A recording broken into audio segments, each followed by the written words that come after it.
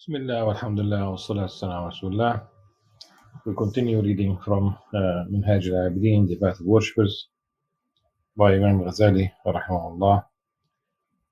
In the last lecture, we spoke about, Imam Ghazali spoke about greed, and despite the fact that the very last tradition that we mentioned has a problem in the chain of narrators, the text itself does warn about greed because it leads to poverty, immediate poverty. Everyone can think about poverty literally in every respect, poverty, lack of money, and poverty in terms of character, in terms of religion. And today, inshallah, what we'll read about the meaning of danger. And of course, danger, usually when we think about danger, we think about that which endangers one's life in general, or at least would cause some bodily harm, etc. There are other dangers as well, but really we will find out, inshallah, that the danger is about religion, about endangering religious life, about endangering one's life in the hereafter, in the sense of not making it to Jannah. So Imam Ghazali says,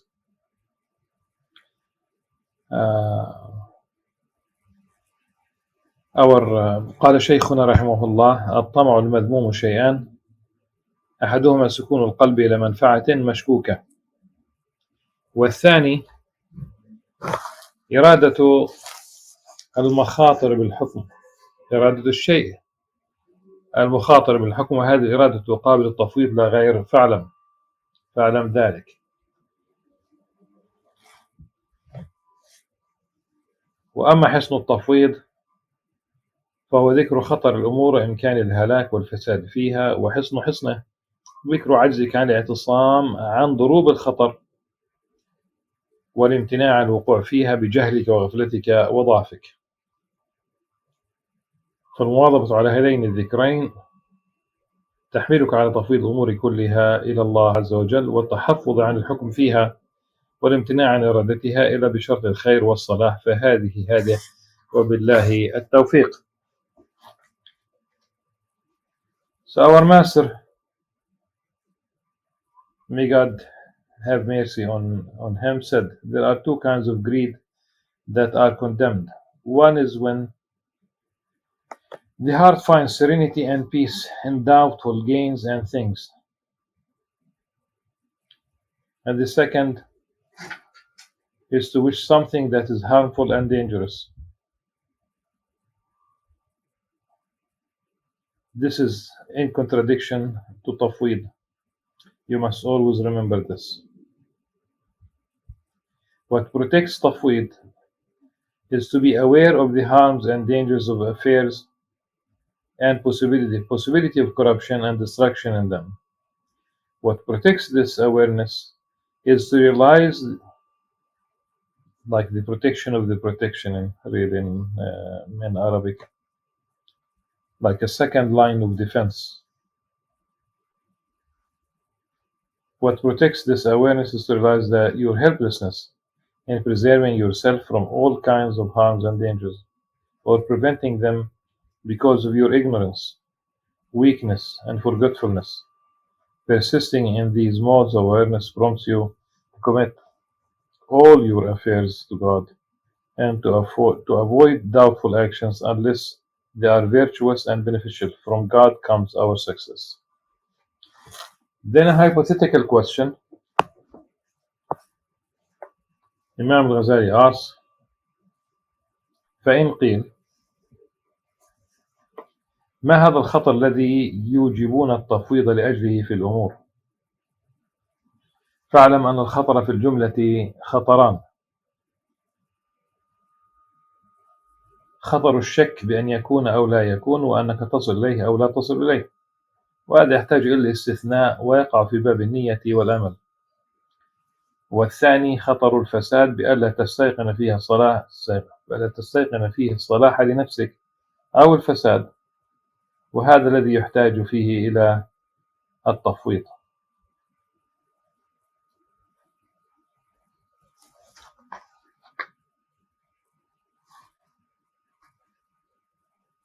If it is said, the hypothetical question, what are the dangers that make it necessary to commit your affairs to God? Know that there are two kinds. First is the danger of doubt, that is, being in doubt whether a danger exists or not, and whether it is likely to occur or not. It is in such situations that it is necessary to govern one's hopes, with exceptions when making an intention. The second is the danger of corruption. Here you are not certain of the nature of an action, whether it is good or harmful for your soul.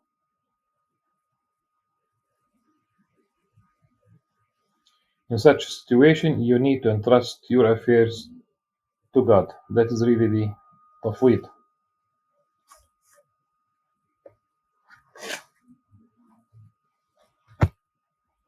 ثم اختلفت عبارات الأئمة في الخطر.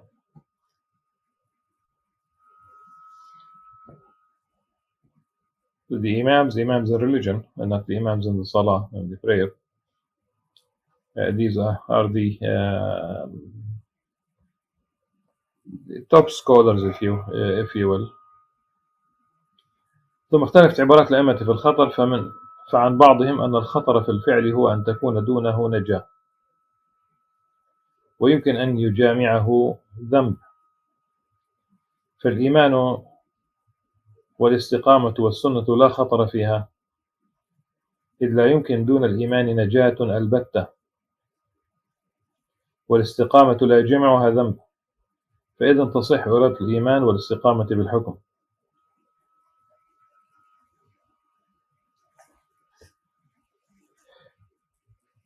So the scholars differed. The ulama have different opinions regarding this issue. Some of them regard danger as pertinent to an action without which salvation can be attained,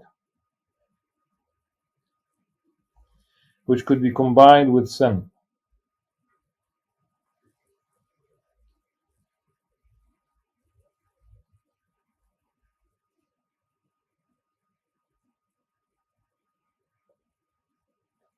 Faith, steadfastness, and following the tradition of the Prophet ﷺ constitute the path to salvation.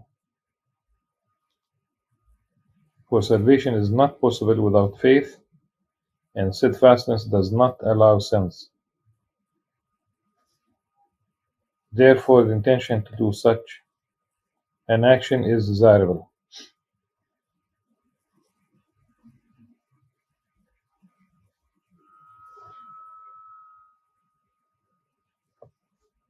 Let me just simply try to look again.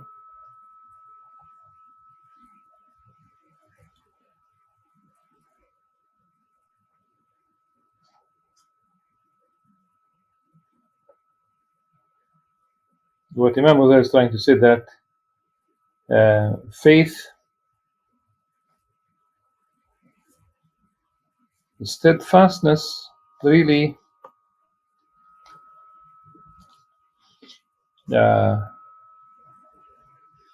rather than steadfastness, it should be righteousness. And the third would be following the tradition of the Prophet constitute the path of salvation. Yes, there is no danger. Literally, that's what it's really in Arabic. There is no danger here. Okay.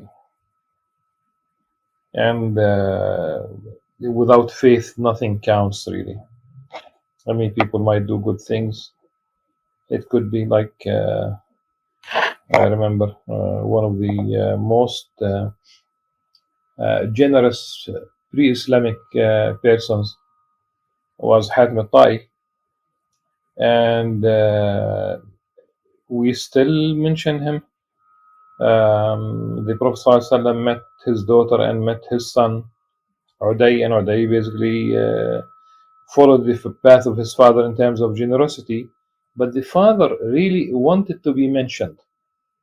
I mean, he was generous, he gave, he fed people, when it seems that there was some kind of famine, people did not have food, and not only his guests, as one version of the story goes, but he made it very clear that he wants to be mentioned, like he wanted history to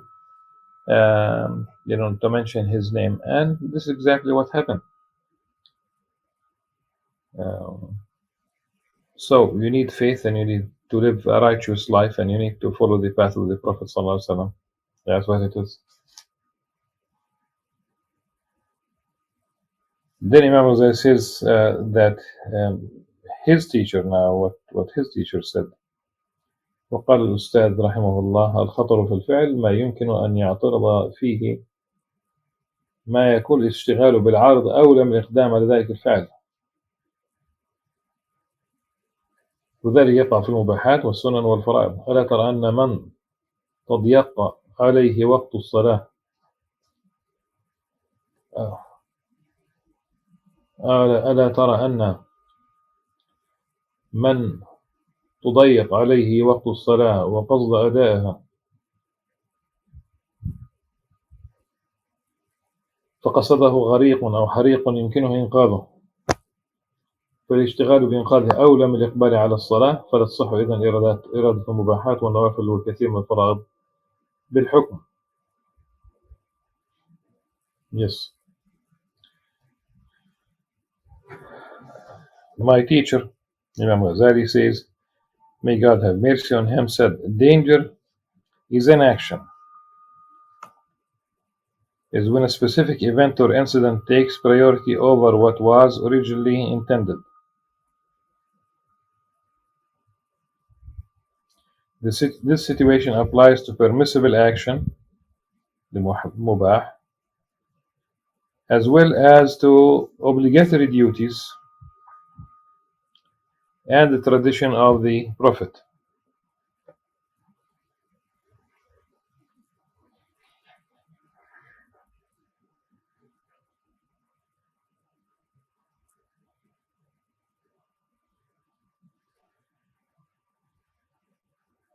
Here the sunan are intended as supererogatory basically action, and not the in general the tradition of the Prophet. So for example, the one of the fara'id is to pray dhuhr. The sunnah here would be praying either before or after the nawafil. These are non-obligatory, highly recommended, and they are supererogatory at any rate. For example, if you see that the time of daily prayer is passing by and you intend to perform it, if there was like a small window, but a fire starts or a man is drowning, it is better to extinguish the fire or save the man than perform your prayer. So here he says,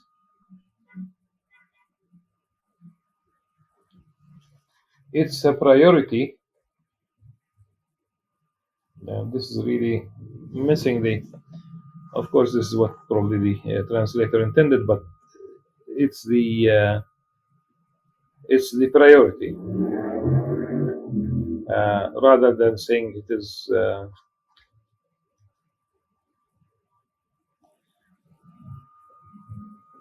among the aims of Sharia, maqasid, protection of life. Yes, and protection of religion. but then there is a priority, and like in this case here. So the priority is to extinguish rather than saying it is better. The priority is to extinguish the fire or save the man, then perform your prayer within that window. When one can compensate for that later on. Therefore, the intention to perform permissible or supererogatory acts and many of the obligatory prayers should not be made in an absolute manner. Another hypothetical question: فإن قيل كيف يصح أن يفترض الله على عبده شيئا ويعيده على تركه ثم يكون له صلاح في فعله? If it is said, how could it be right to abandon that which God made obligatory to his servant and ordained virtues in performing it and punishment in abandoning it, whereas it may not be good for him? Again, Imam Al-Ghazali says that his Shaykh said: فاعلم أن شيخنا رحمه الله تعالى قال إن الله تعالى لا يأمر العبد بشيء إلا وفيه صلاحه إذا تجرد عن العوارض ولا يضيق عليه فعلا فضلا بحيث لا معدل له عن ذلك إلا وله فيه صلاح، وإنه ربما يسبب الله تعالى له عذرا لأجله يكون العدول عن أحد المأمورين أولى من الاشتغال بالآخر كما ذكرنا، فيكون العبد في ذلك معذورا بل مأجورا لا بترك هذا الفرض بل بفعل الفرض الثاني الذي هو أولى.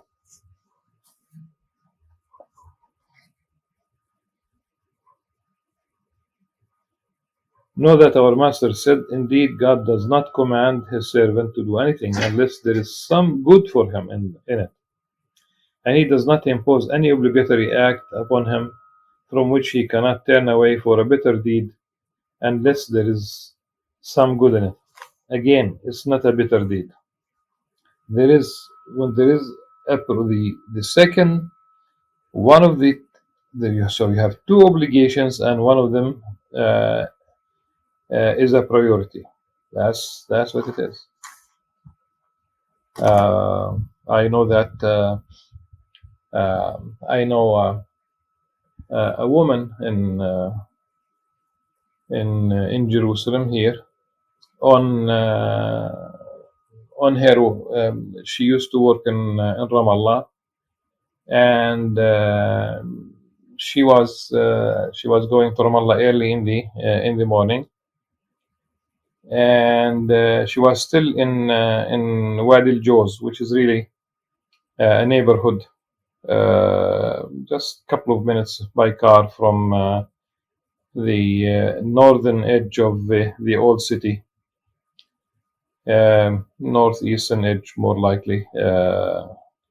And she saw a nun, like a Christian nun, who was bleeding, and she was not in a good, in good health.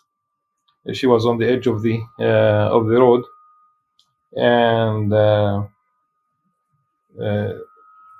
she took her to the Al-Maqasid hospital on Mount of Olives, and she stayed with her. She took care of her, stayed with her until she was.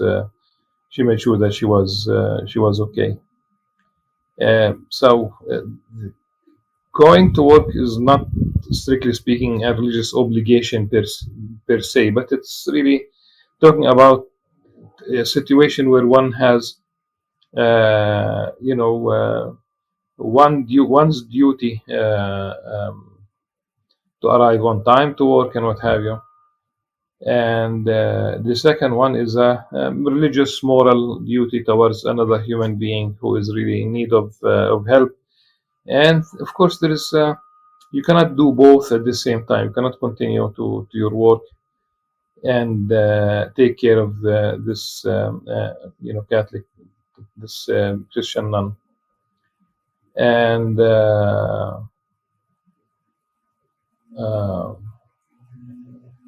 the priority is to save life. That's what it is. Priority is to save life. The same thing when if we talk about people at Al-Aqsa Mosque, we talk about we have clinics at Al-Aqsa Mosque, and of course, if there are nobody is sick, the physician, the nurse, the physicians, the nurses, etc. They would be attending the Friday prayer. The moment they receive a call, the moment they realize somebody is sick, the priority is to take care of that sick person. Once the health is stabilized and everything is okay, they can resume their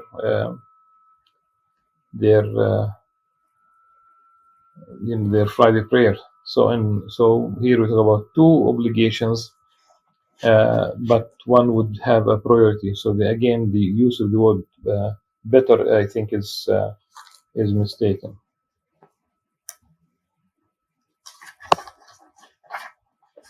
Imam Al-Ghazali continues by saying that he did hear the Imam لقد سمعت الإمام رحمه الله تعالى يقول في هذه المسألة: إن كل ما افترض الله على عباده من الصلاة والحج والصوم ونحوه ففيها صلاح لا محالة للعبد، وصحت إرادتها بالحكم، فاتفق رأينا على ذلك، فبقي المباحات والنوافل. إذن في هذا الحكم فاعلم ذلك، إن فإنه من غوامض الباب، وبالله التوفيق.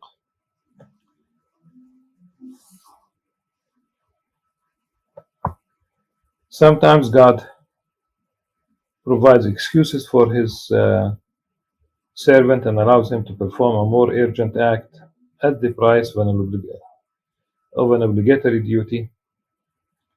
As we mentioned before, in such situations the servant will be forgiven, or rather, he will surely be rewarded for abandoning one obligatory duty for a more urgent duty.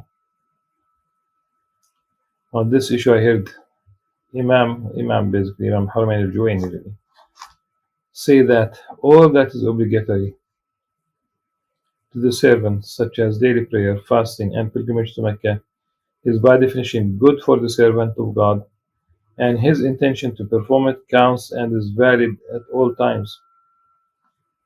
Our opinion is in agreement with other scholars on this issue.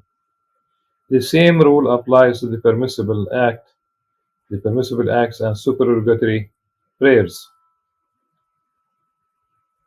Bear in mind that this is one of the most complicated issues discussed in this chapter. From God comes our success. Then again, another hypothetical question.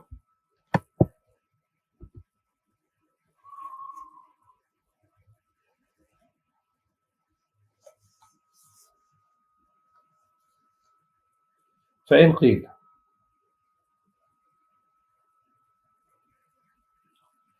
هل يأمن المفوض الهلاك والفساد والدار دار محنة؟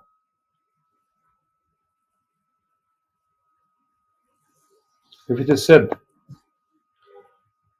how does a man who trusts his affairs to God remain immune from corruption and destruction in this world, which is the abode of calamities? How does a man who trusts his affairs to God remain immune? I think the question is more direct in the following fashion. Does a man, that's probably the accurate translation. Does a man who trusts his affairs to God, could a man who trusts his affairs to God be exposed to corruption and destruction in this world, which is the abode of calamities?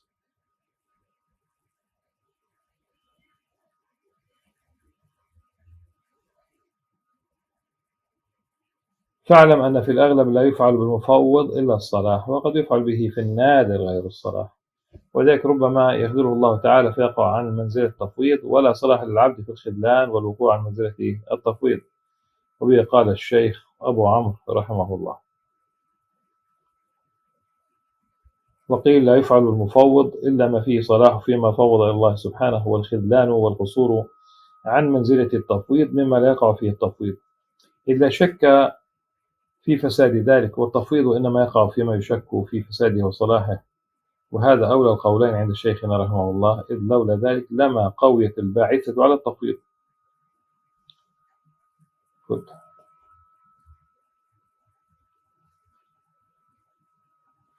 Note that most often such a man performs acts that are good.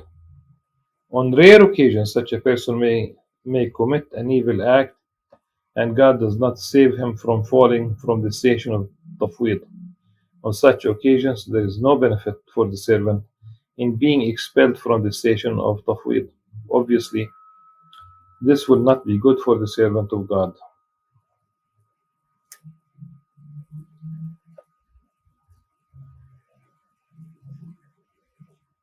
Now, the translation says, Sheikh Abu Umar said, again, the problem is that really the following paragraph is not what Sheikh Abu Amr. First thing, it's Abu Amr. Number two is that what Imam Al-Ghazali said, وبه قال الشيخ أبو عمرو رحمه الله, at the end of the previous paragraph, meaning that the next one is not related to Abu Amr at all. So it should say the following. Obviously, this will not be good for the servant of God, as Sheikh Abu Amr also said, affirmed, whatever. The next paragraph, it's indirect. Imam Ghazali says, waqil, and it has been said. So it's not Abu Amr at all.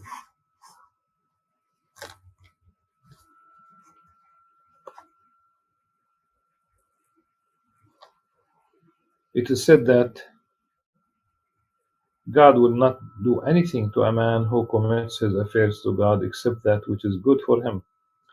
Departure from the station of tafwid in relation to a specific affair is possible when there is doubt in the appropriateness of leaving that affair to God. That is, when there is doubt about tafwid being good or harmful for him.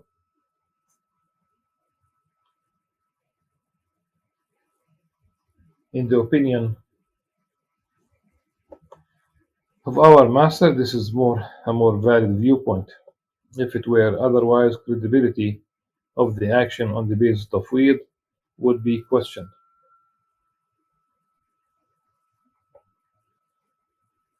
In fact, it's the motivation for tafwid will not be strengthened had it not been the case.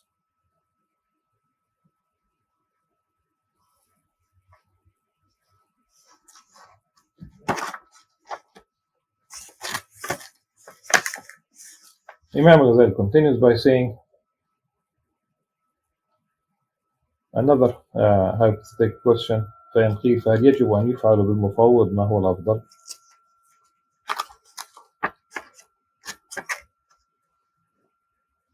فاعلم أن الإجابة مستحيل في حق الله سبحانه وتعالى، ولا يجب عباده عليه شيء. We'll try to explain this by saying that this was the position of the Mu'tazila to make it imperative upon Allah subhanahu wa ta'ala to this ijab that Allah subhanahu wa ta'ala has to, once He promises, and choosing the best that He has. That's the Mu'tazila's position. Okay, and thus the moment we read al-afdal, هل يجب أن يفعل مفوض ما هو الأفضل? فاعلم الإجابة مستحيل في حق الله سبحانه وتعالى، ولا يجب لعباده عليه شيء، وقد يفعل بالعبد الأصلح دون الأفضل حكمة من فعله. ألا ترى أنه قدر للنبي صلى الله عليه وسلم وأصحابه رضي الله عنهم أن يناموا طول الليل إلى طلوع الشمس في بعض الأسفار، حتى فاتتهم صلاة الليل وصلاة الفجر، وصلاته أفضل من النوم. رواه البخاري ومسلم. If it is said, does God have an obligation to do good to a person who leaves his affairs to him? It's not only to do good, it's to do the best, al-afdal.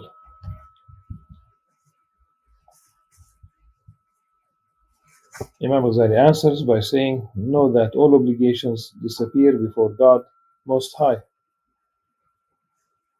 He is not obligated to do anything for his servants, but he would not do anything except what is good for his virtuous servant out of his wisdom. Do you not see that God ordained for the messenger and his companions to fall asleep all day on one of their journeys until sunrise?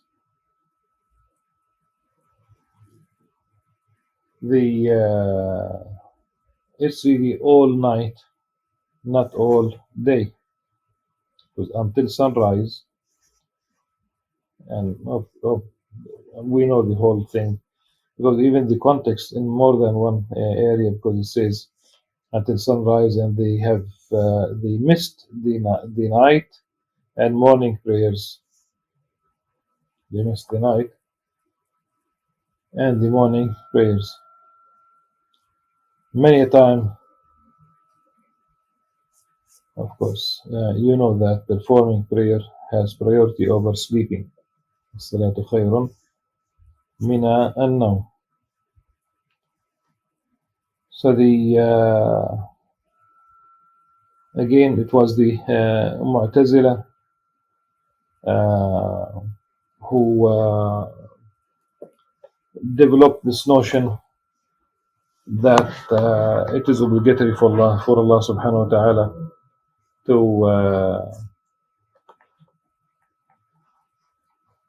to fulfill whatever he promises in the Quran. And if he promised the reward, then it is obligatory for Allah subhanahu wa ta'ala. It's a must. If he warned the punishment, then it's obligatory for Allah subhanahu wa ta'ala. That's what the Mu'tazilites said. And of course, it's a historical development that alhamdulillah we don't have it today. And it was a fitna during the Abbasid period, and I think that Khalif al-Ma'mun adopted, like politically at least, he was on their side, and they wanted to force people to, and they wanted as we call it today, the government to impose their position and to punish those who are antagonistic to their teachings, or at any rate, the context for the Mu'tazila, at least the story goes that Wasil bin Ata was in the circle of Al-Hasan al-Basri, and there was a discussion about the status of someone who commits a grave sin, مرتكب الكبيرة, and whether he is a believer or not. And Wasil basically adopted the position that there must be a state between both. So he is neither a believer nor he is a kafir, and he abandoned the circle of Hassan al-Basri and he established his own circle of learning at the mosque. And when he left the circle of Hassan al-Basri, it is said that اعتزلنا أو اعتزل واصل, and hence they coined the name al-Mu'tazila following that case of اعتزال. Should be enough, inshallah, for today, and we'll continue with this interesting topic tomorrow بإذن الله عز وجل. سبحانك اللهم وبحمدك نشهد أن لا إله إلا أنت نستغفرك ونتوب إليك. والسلام عليكم ورحمة الله وبركاته.